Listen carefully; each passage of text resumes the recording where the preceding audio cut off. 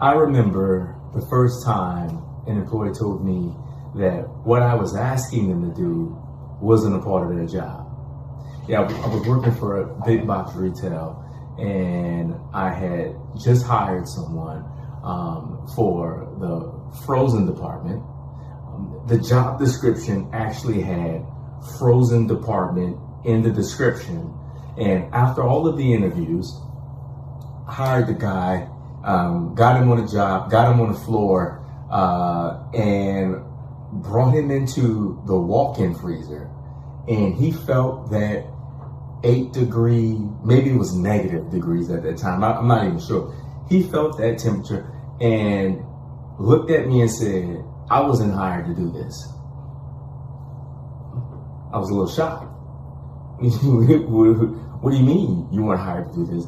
The job description says frozen employee, like frozen department employee. Yeah, but I didn't realize that was, I didn't realize that I actually had to go in the freezer.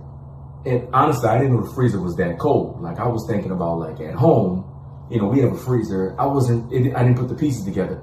I was shocked. We just went through 2 rounds of interviews with you.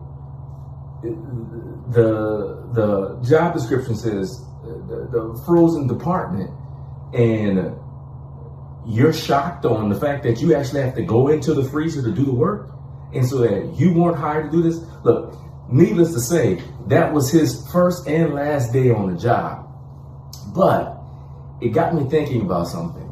And what it got me thinking about was, how do you build accountability with an employee so that you won't hear in the future, that's not my job, I wasn't hired to do that.